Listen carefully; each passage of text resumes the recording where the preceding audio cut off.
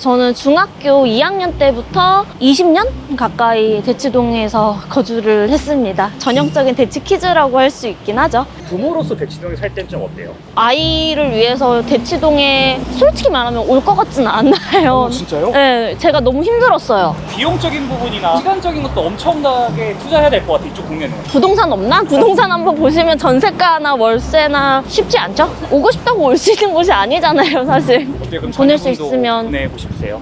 저는 개인적으로는 유학은 보내고 싶어요. 엘리베이터나 뭐 놀이터에서 한국어 쓰는 애기가 별로 없어요. 와. 네. 대치동에서 실제로 확복 이슈로 좀 문의 혹시 나오나요? 네, 생각보다 조금 많아요. 그냥 우선 한번 괴롭히려고, 스트레스 주려고 막 시험 기간에 막 신고하고.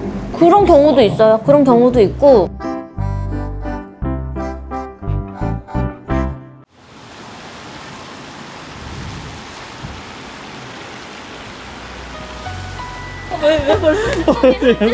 안녕하세요, 변호님. 안녕하세요.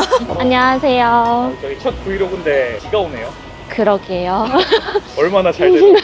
아, 비 오면 잘 되나요? 또 이사도 그러지 않나요? 아, 끼워 맞추는 거죠. 그쵸. 생각하기 나름이겠죠? 네.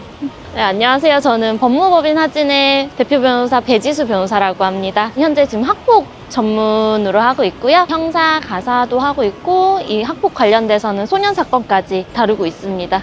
대치동에서 오랫동안 자라고 나가셨다고 들었어요. 네, 맞습니다. 저는 중학교 2학년 때부터 20년 가까이 대치동에서 거주를 했습니다. 전형적인 대치키즈라고 할 수 있긴 하죠. 실례지만 중학교, 고등학교 어디 나오셨어요? 아, 중학교는 사실 그 봉은중 나왔고요. 청담 쪽에 살다가 이제 대치동으로 이사를 중학교 2학년 때 오게 됐고, 근데 전학은 따로 하지 않았어요. 그냥 봉은중을 계속 다니다가 이제 고등학교 때는 진산여고 나왔습니다. 진선여고가 저희 때 엄청 미모로서 이쁘다는 학교로 유명했어요. 아니에요. 저희 학교 그때 뭐 연예인 준비하시는 분들도 좀 있었고 그러다 보니까 예쁜 학생들이 많았던 것 같기는 해요. 변호사님도 예쁘시잖아요. 아닙니다. 왜 그러세요? 저 매장하시려고. 어떠세요? 변호사님은 변호사라는 직업을 택한 거에 대해서 어떻게 생각하세요? 솔직히요? 솔직히 아니면은 유튜브용? 저는 처음에 됐을 땐 진짜 좋았거든요.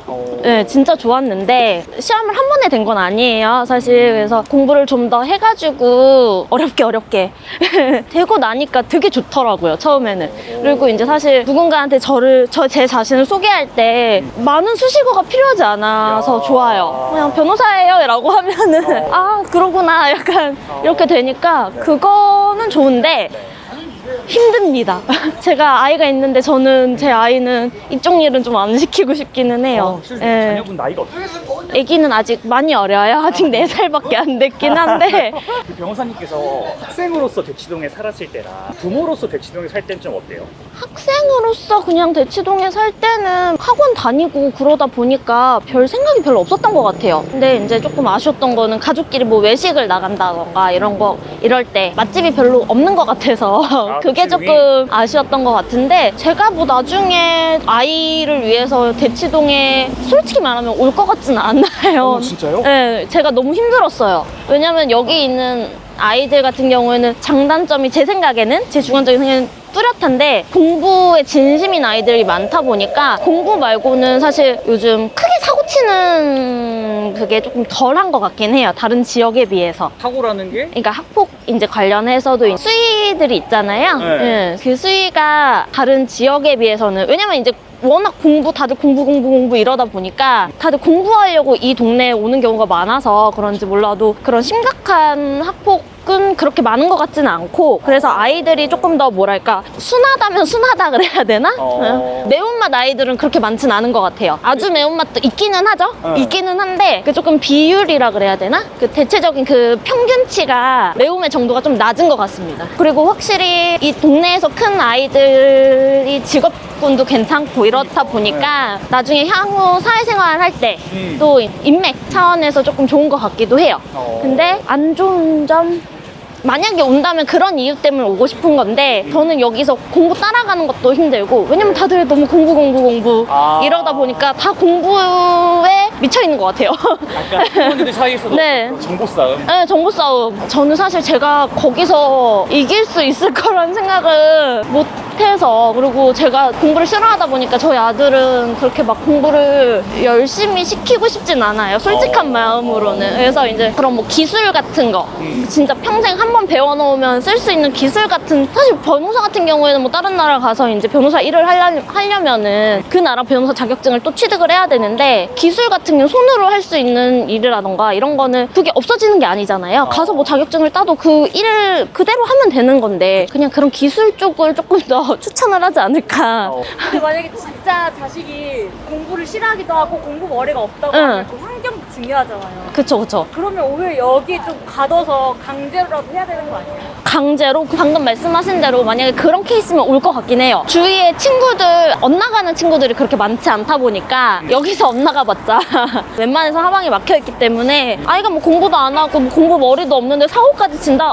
답 없잖아요. 그걸 막기 위해서라면 여기 올 것 같습니다. 근데 그러기에는 사실 여러 가지 비용적인 부분이나 맞아요. 시간적인 것도 엄청나게 투자해야 될 것 같아, 이쪽 동네는.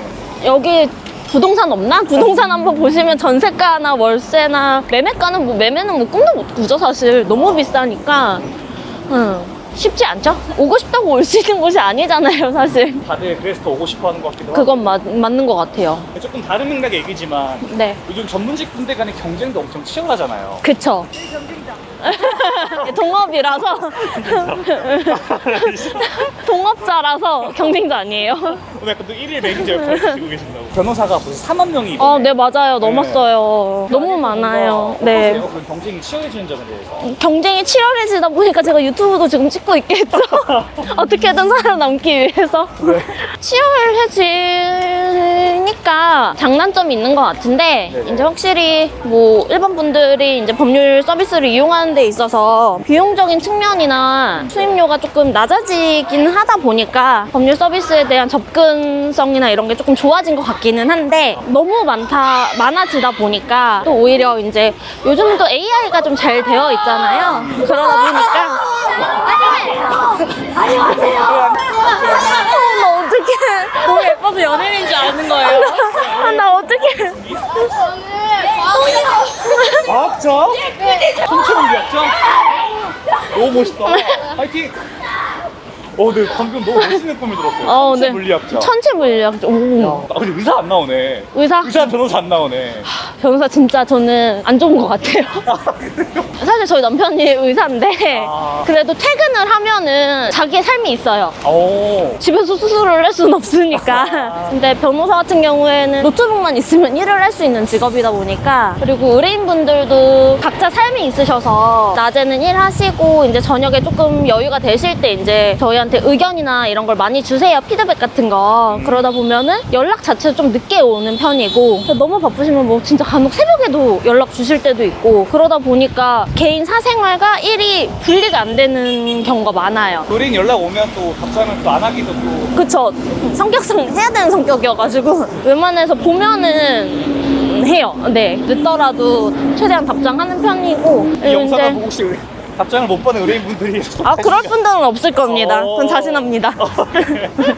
옛날에 저기 건물에서 알바했었는데. 어디요? 영어학원에서. 영어를 되게 잘하시나 봐요. 영어 아니요, 못해요. 이제 다 까먹었어요, 이제. 유학생을 하셨다고 들었는데? 영국에서 잠깐 어릴 때, 와, 몇 살 때요? 초등학교 5, 6학년 때. 제일 네. 머리 말랑말랑 하실 때 갔다 오셨네요. 거의 그런 것 같기는 해요. 하나도 몰랐는데 가서 영어 많이 배우긴 했죠. 그래서 수능 때 좀 편하긴 했습니다. 유학은 다른 것 같습니다. 그래도 유학은 돈이 진짜 많이 들어서 그렇지. 어떻게 그럼 보낼 수 자녀분도 있으면. 보내고 싶으세요? 저는 개인적으로는 유학은 보내고 싶어요. 네. 보통 이 대치동 테크가 영유 아니면 국제학교 미국 뭐 유학 이렇게 되지 않나요? 많이들 그렇긴 하죠. 요즘 아이들 보면은 엘리베이터나 뭐 놀이터에서 한국어 쓰는 애기가 별로 없어요. 와. 네.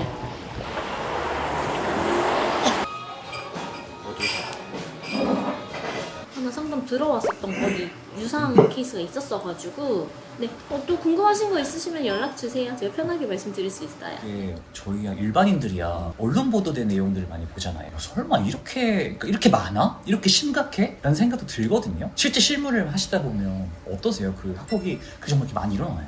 진짜 많아요. 그래서 심의도 순서대로 처리가 되거든요. 그러다 보면은 사건이 많은 교육청 같은 경우에는 심의 열리는데 시간이 조금 걸리는 경우도 있어요. 그리고 생각보다 진짜 많습니다. 왜냐면은 다 할 수 있기 때문에 그냥 되든 안 되든 일단 그냥 신고하는 거예요? 네. 저는 솔직히 문제라고 봐요. 이게 되게 큰 문제인 게 학폭 때문에 처분이 나와서 생기부에 기재가 돼서 이제 입시에 엄청 큰 영향을 미치잖아요. 그리고 최근 대학 입시 트렌드도 이제 학폭 있으면 안 뽑겠다 이런 경우도 많기 때문에 정말 이런 말 하기 좀 그렇지만 이거 학폭 아닌데 그냥 우선 한번 괴롭히려고 스트레스 주려고 하는 경우들도 있는 것 같아요. 네. 막 이거 막 시험 솔직히 기간에 막 신고하고. 그런 경우도 있어요. 그런 경우도 있고 솔직히 말하면 진짜 악의적으로 그렇게까지 하는 경우도 없지 않아 있고 그러니까 학폭 신고했더니 학폭 신고해서 내가 너무 정신적인 큰 스트레스를 받았다. 충격을 받았다. 그래서 마폭 신고하고 이런 끝나지가 않네요. 경우는 네 진짜 많아요. 그래서 저도 보면서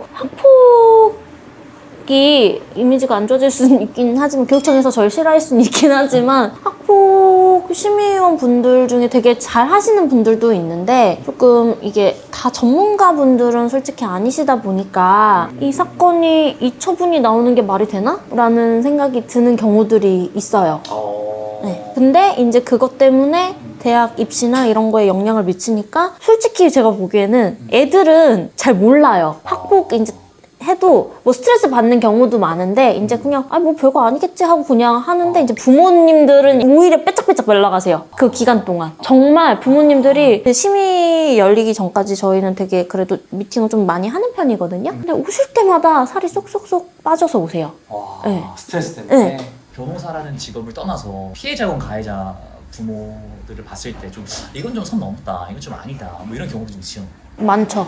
진짜 많죠. 그런 경우도 있었어요. 남학생들인데 친구 사이였는데 이제 조금 뭔가 트러블이 있어가지고 사이가 틀어진 거예요. 그 남학생들 같은 경우에 좀 몸으로 많이 약간 레슬링도 하고 학교 그 책상 다 이렇게 밀쳐놓고 이제 공간 만들어서 뭐 유도하듯이 뭐 엎어치기 하고 뭐 장난식으로 뭐 하잖아요. 그렇게 같이 놀아놓고선 그거를 이제 사이 좀 틀어졌다고 학폭 신고하고 형사 고소하고 애가 전학을 가고 싶어 했어요.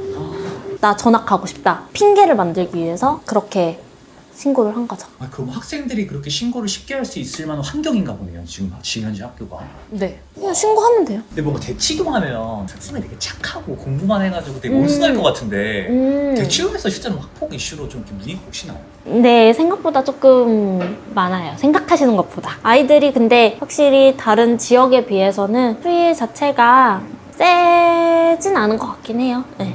근데 오히려 요즘 대치동에 소아과가 많이 생겼다고 아이들이 학업에 대한 스트레스 때문에 맞아요. 소아정신과. 많이 네. 그래서 뭔가 또 그 브리치가 어떻게 될지 모르겠지만 학폭으로 연결되는 건 아닐까 막 이런 생각 들기도 하고. 근데 학폭 하면은 다들 다 정신과 가서 진단서 받고 진짜요? 왜냐면은 이제 피해 사실 입증하는 데 있어서 이제 그걸로 사용되기도 하고 학교장 자체 종결 요건 중에 하나가 피해자랑 학부모의 동의 2주 이상 진단서가 제출되지 않을 것이 있거든요. 그래서 이제 학폭 심의를 열기 위한 수단으로 정신과 가서 그 진단서 끊는 경우도 있습니다. 수단으로서도 이용하고요. 근데 제가 보기에는 소아정신과가 많이 생기는 게 뭐 학폭 때문이 아니고 아이들 학업 스트레스가 좀 많이 큰 것 같기는 해요. 저도 다닐 때 생각해보면은 내가 어떻게 했지? 대치동에 살아남았지? 응. 이런 거. 저도 뭐 여기 옛날에 뭐 영어학원 다닐 때 가방 때문에 여기 팔에 멍들고 너무 무거워서 그래서 애들 캐리어 가방 여기 대치동에 다 캐리고 응, 다니는데? 그게 너무 무겁다 보니까 근데 그 어릴 때는 캐리어 좀 끌고 다니기 좀 그렇잖아요. 그거 못 부려야 되니까 여기 항상 가방 여기 이러고 다니다가 이제 멍 들고 그러고 다녔죠. 어때 대치동의 이런 교육열에 대해서 또 오면서 말씀 나눴지만 부모로서 어떻게 할 것인는 고민도 많으실 것 같거든요. 자녀분을 대치동에서 키운다면 어떻게 좀 키우시고 싶으세요? 사실 별로 그거 생각하고 싶지 않아요. 저는 제가 받은 스트레스, 공부 스트레스 저는 진짜 싫었거든요, 사실. 근데 저희 남편 닮았으면 또 모를 것 같아요. 저희 남편은 즐기셨어요? 독한 면이 있었던 것 같아요. 왜냐면 공부를 안 했다가 제가 듣기로는 고등학교 들어가면서 공부해서 의대 간 걸로 알고 있어서 남편 닮았으면 아마 알아서 할 텐데 알아서 해서 이제 자기가 뭐 나 공부하겠다, 나 대치동 학원 보내달라 이러면은 보내겠는데 수업 껴달라. 그러면 뭐 황수수업 보내달라 이런 거 막 보내겠는데 이제 제가 뭐 찾아가지고 아름아름 해가지고 보낼 것 같지는 않아요. 그냥 돼지 엄마처럼. 사실 뭐 근데 돼지 엄마라는 표현 자체가 좀 맞나 싶기는 해요. 자기 자식 위해서 그렇게 하는 건데 그거를 굳이 남한테 피해 주는 건가 싶긴 해서 다들 사실 뭐 근데 그분들한테 붙어서 뭐 정보 얻으려고 하고 하면서 왜 그런 표현을 쓰는지 사실 저는 잘 모르겠어요. 나중에 돼지 엄마 되시는 거예요? 그럴 수도 있죠. 내가 이 대치동의 모든 입시 정보를 손에 들고 다 꽂아주고만 그럴 수 있죠. 사람 이름 모르는 거니까. 제가 유튜버일지 저도 몰랐거든요.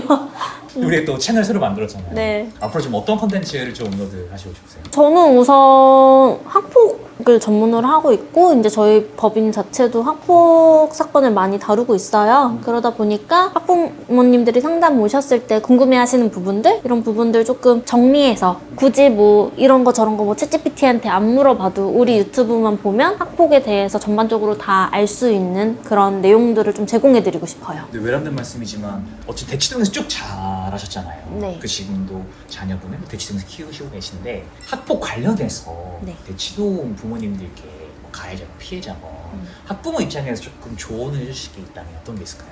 학폭은 시위까지 안 가는 게 제일 좋습니다. 솔직히 말씀드리면 우리 아이가 가해자건 피해자건 서로 원만하게 화해하는 게 제일 좋아요. 제도 중에 화해와 중재라는 시스템이 마련이 되어 있거든요. 그걸 통해서 부모님들도 뭐 우리 아이가 피해자지만 아이들한테 용서하는 법을 가르치거나 그런 부분도 중요하지 않을까 싶어요. 그리고 가해자분들은 아이가 잘못했으면 잘못한 걸 인정을 하고 반성을 하고 사과할 줄 아는 그런 거를 가르치는 게 제일 중요하지 않을까 싶습니다. 그래서 시민은 되도록이면 뭐 가면은 저희를 찾아주시고 웬만해서는 최대한 원만하게 아이들을 위해서라도 조금 해결하시는 게 좋지 않을까, 그런 마음가짐이 제일 중요하지 않을까 싶습니다. 그럼 마지막으로 시대 흐름상 이제 네. 학폭 전문 변호사가 많아졌잖아요. 고민이 많으실 것 같아요. 내가 정말 아이가 연루됐을 때 어떤 학폭 전문 변호사를 만나야 될지, 선임을 해야 될지, 상담을 받아야 될지 기준이 있다면. 저는 개인적으로 아이의 말을 많이 듣는 변호사를 찾는 게 좋을 것 같아요. 왜냐면 당사자는 아이거든요. 부모님이 아니에요. 그러다 보니까 당사자인 아이의 얘기를 많이 들어줄 수 있는 변호사를 찾는 게 제일 중요하지 않을까 싶습니다. 그러면서 아이의 얘기를 항상 잘 들어주시고. 네. 저희는 무조건 아이 따로 불러가지고 부모님하고 분리시켜서 심층 상담 진행하고요. 그러다 보면은 이제 부모님이 모르는 사실관계도 나와요. 그럴 경우에는 정말 이제 학폭에서 의견서에 써야 되는 부분이 있으면 부모님한테 공유가 될 수밖에 없거든요. 그러다 보니까 아이한테 동의를 구하죠. 내가 이런 부분은 조금 부모님한테 공유를 해야 될 것 같은데 내가 너의 얘기를 들어봤을 때 부모님께서는 아직 이런 얘기는 모르시는 것 같다. 좀 많이 속상해 하실 수도 있을 것 같긴 한데 할 수밖에 없을 것 같다. 라는 얘기를 하고 동의를 구하고 그렇게 풀어나가고 합니다. 네. 오늘 또 경쟁자도 잠깐 출연하시. 오늘 얼굴이 갑자기 카메라 울렁증 있어. 정말 저기 내일 촬영인데. 그래서 나중에 브이로그 하신다면 어떤 쪽으로 한번. 소년 사건? 예, 쑥스럽네. 부끄러워. 네, 좋습니다.